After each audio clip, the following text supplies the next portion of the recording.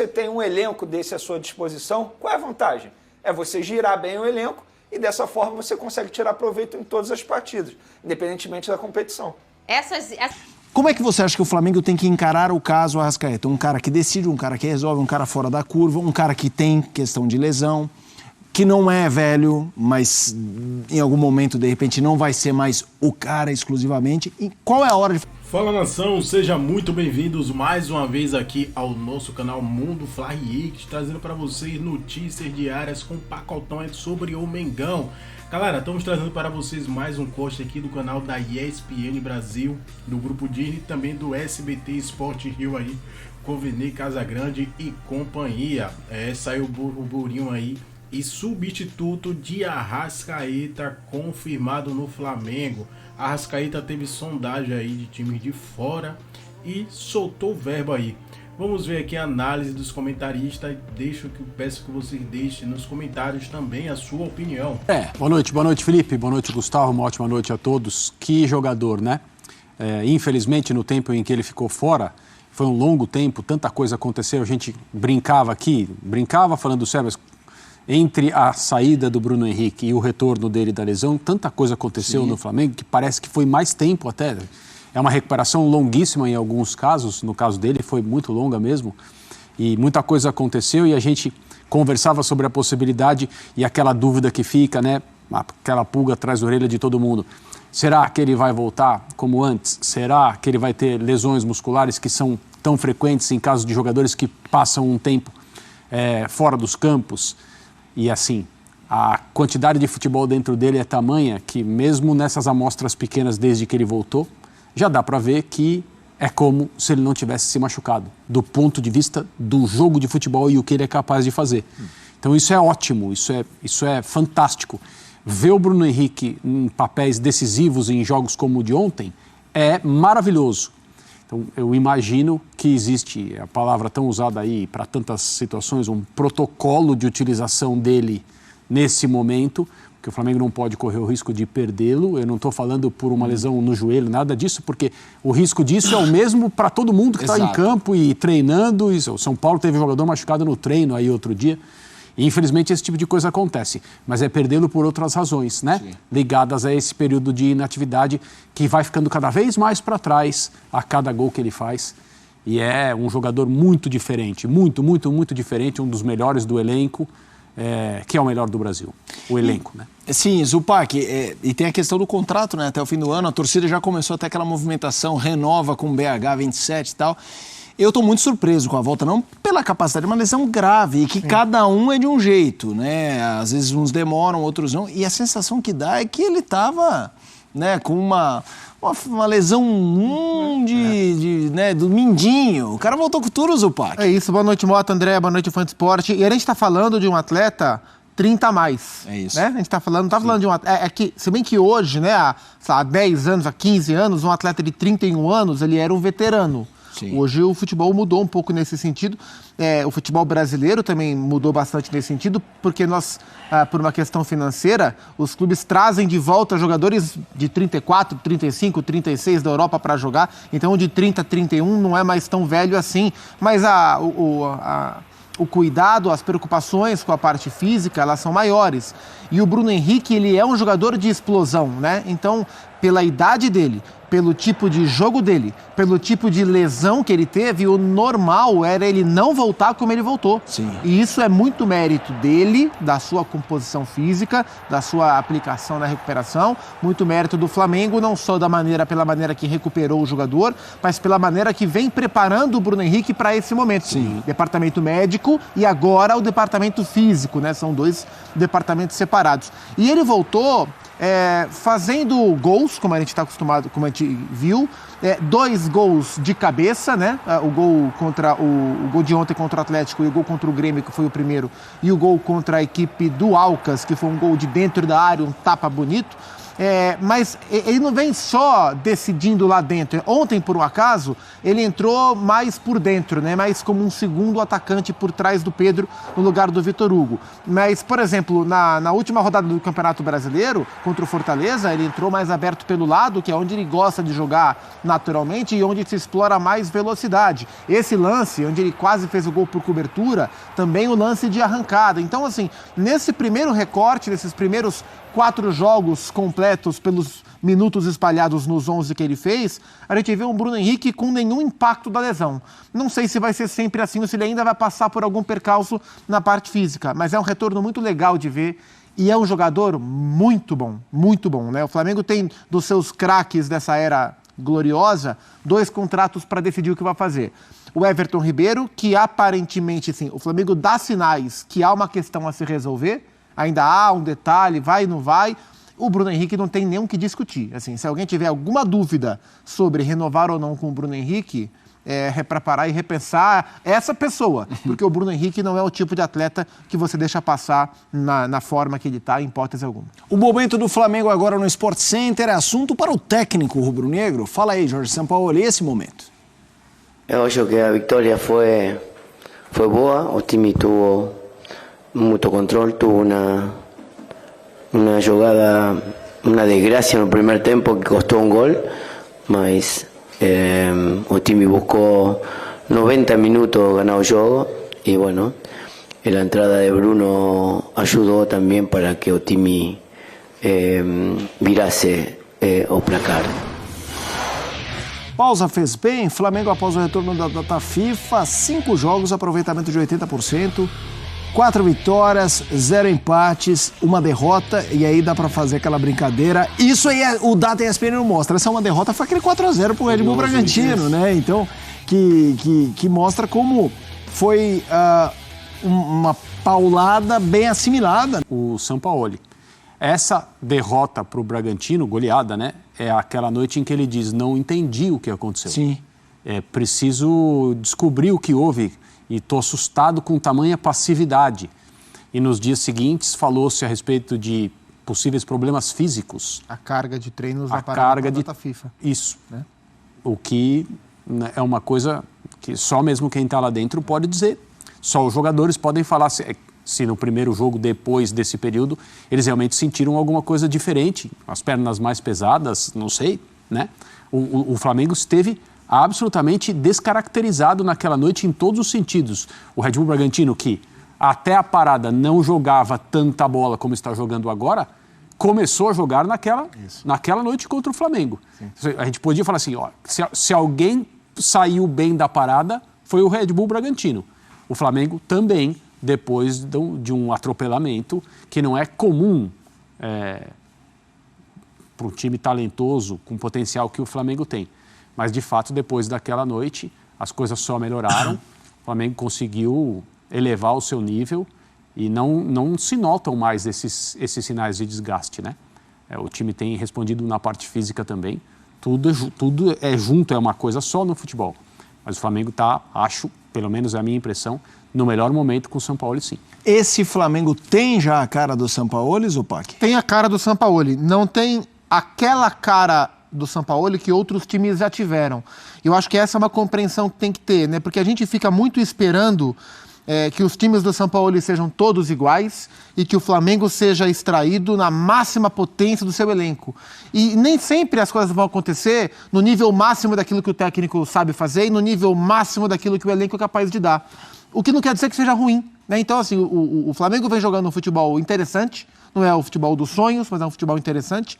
E o Sampaoli vem entregando um bom trabalho. Não é o seu melhor trabalho, não é a sua digital mais pura, não é aquele, se não bate o olho e fala, uau, esse é um time sampaolista indiscutivelmente. Mas é um time do Sampaoli. E é o Flamengo jogando bem, ainda que não no seu teto. E o time vem crescendo, assim, no seu ritmo vem crescendo.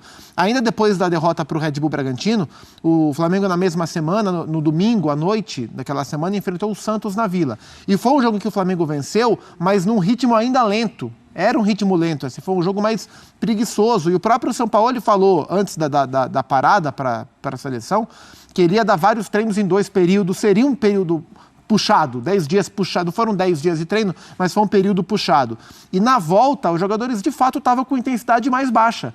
E no jogo do Sampaoli, se tiver intensidade baixa, o jogo não vai fluir. Não vai fluir. Ganhou do Santos porque hoje, infelizmente, do Santos todo mundo ganha. Mas a partir da segunda semana, as coisas foram voltando. Aí teve o jogo com o Alcas, teve o jogo com o Fortaleza, agora teve o jogo com o Atlético Paranaense, que não foi uma atuação primorosa, mas foi uma atuação de bom nível. Foi um jogo que exigiu do Flamengo muito volume, porque o Atlético fez o gol cedo e foi lá para trás.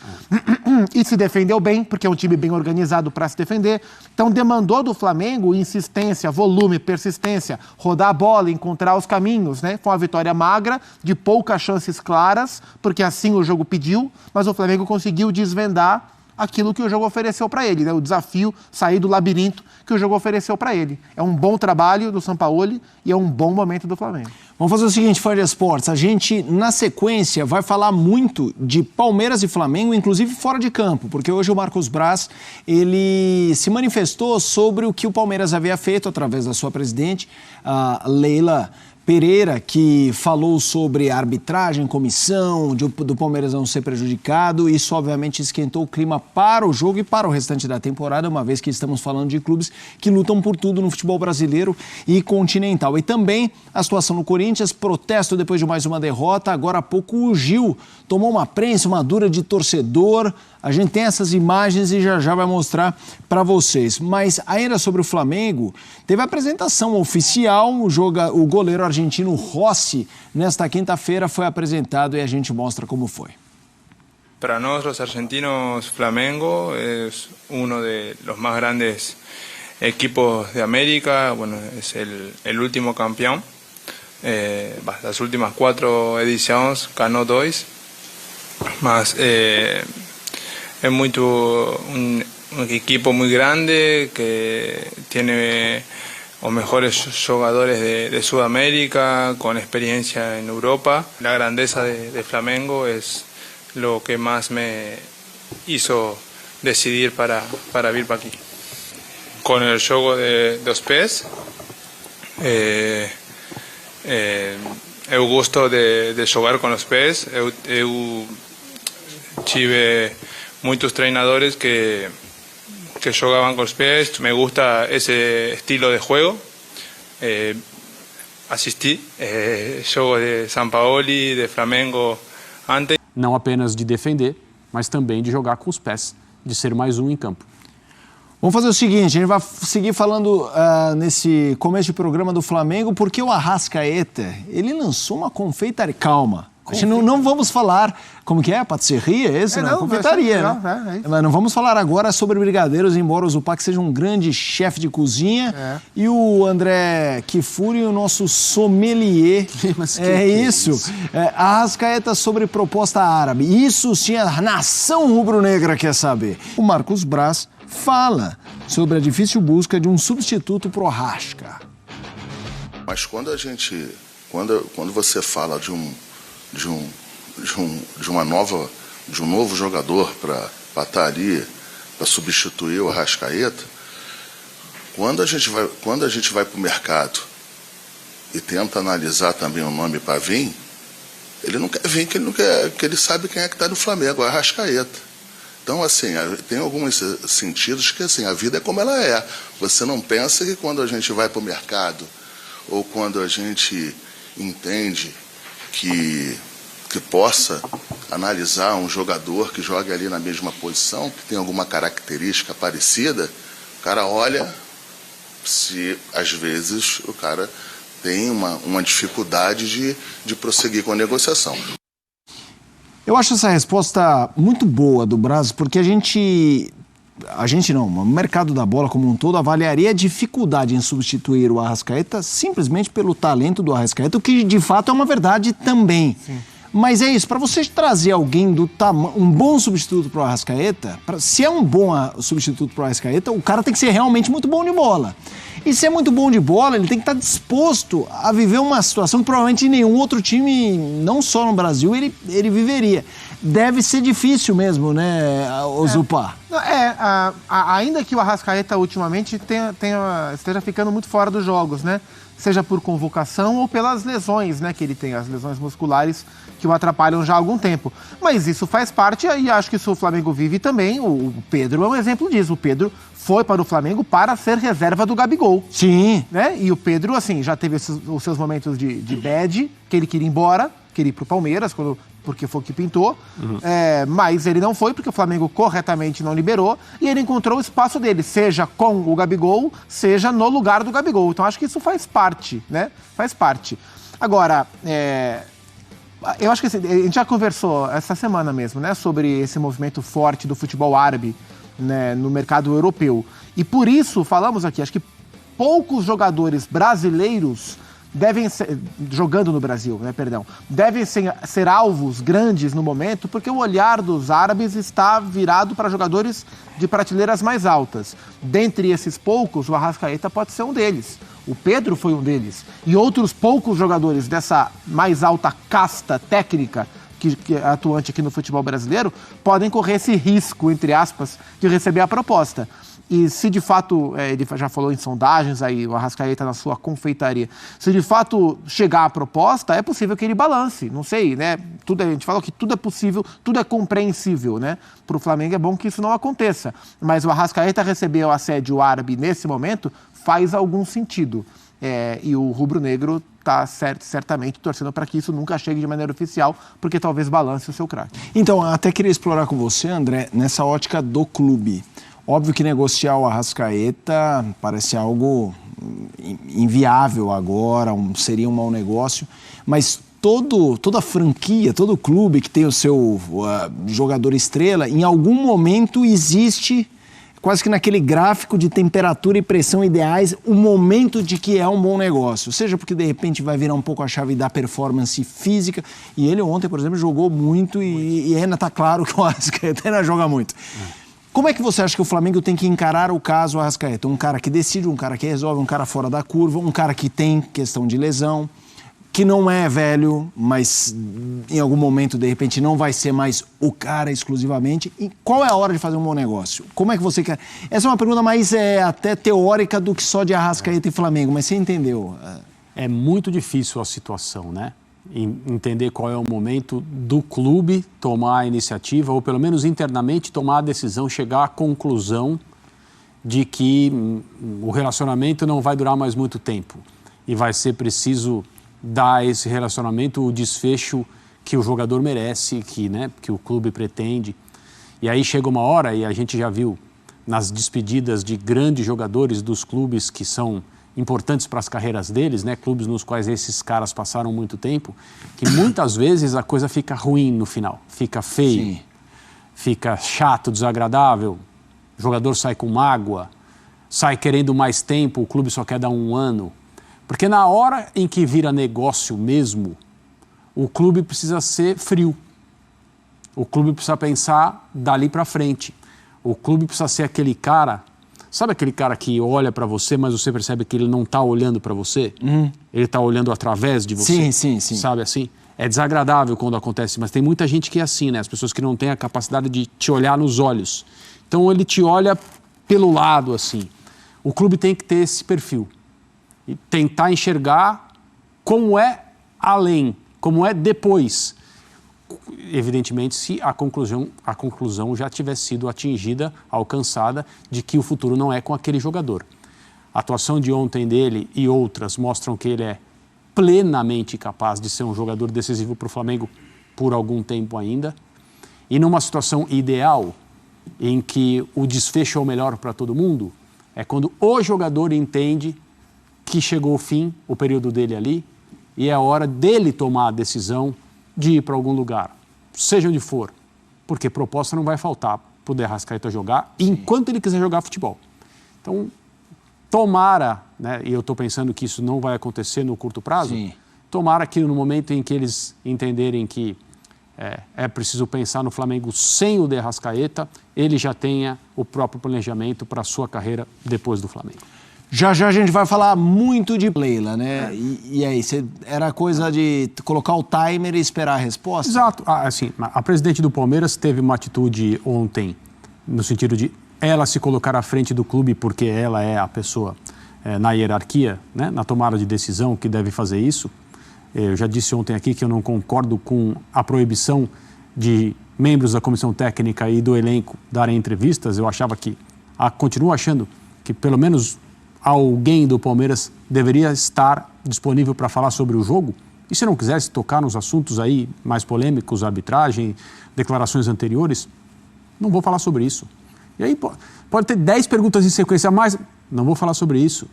Não vou falar sobre isso, não seria a primeira vez, mas até que as pessoas entendessem e quisessem falar sobre outros assuntos. Mas, ok, no pronunciamento dela, nas respostas que ela deu ontem, nota-se uma intenção de falar, olha, nós queremos a evolução, né? O ponto de onde nós partirmos é o desejo de que a arbitragem no Brasil seja melhor, evolua, suba de nível. Mas isso não vai ser encarado dessa maneira pelos concorrentes do Palmeiras. Jamais.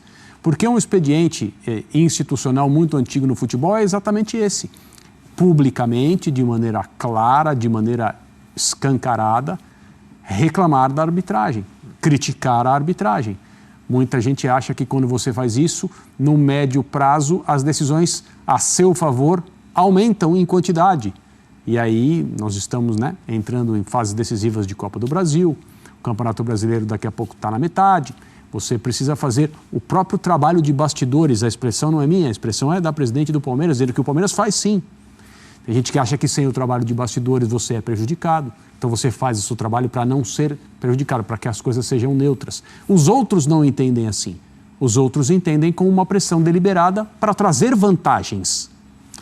No final das contas, existe pouca confiança na arbitragem no futebol no Brasil, por parte dos clubes, por parte dos concorrentes aos troféus. Todo mundo olha para a arbitragem de uma forma ressabiada. É por isso que se vai à CBF reclamar com o diretor de arbitragem. Agora não se vai mais, né? Se faz de outro jeito. Mas esse fluxo, ele sempre existiu. Eu não tinha a menor dúvida que a resposta do Flamengo, em especial pelos últimos anos, seria essa. E se entrevistas como essa acontecerem em outros clubes, as respostas vão ser rigorosamente iguais. E aí, Zupac? Assim, se a gente olhar para o mérito e fazer uma análise do conteúdo do que falou o Marcos Braz e do conteúdo que o Palmeiras como um todo, né, desde domingo, passando pela nota, né, desde o João Martins, passando pela nota e terminando na Leila, eu concordo mais com o teor abordado pelo Marcos Braz do que o teor que o Palmeiras abordou. Porque o Palmeiras não se restringiu a fazer uma crítica à arbitragem, o Palmeiras fez uma crítica ao futebol brasileiro, levantou dúvidas sobre a idoneidade do futebol brasileiro como um todo, onde apenas ele, Palmeiras, é a vítima e o sistema está ali corrompido para prejudicar o Palmeiras. Isso. E o Braz questionou isso e deu exemplo claro de que, olha, o Flamengo foi campeão 2 anos seguidos, como o Palmeiras ganhou Libertadores 2 anos seguidos, como recentemente o Cruzeiro ganhou Copa do Brasil 2 anos seguidos, como o Atlético Mineiro ganhou 2 campeonatos importantes brasileiros, né? Os 2 brasileiros importantes no mesmo ano.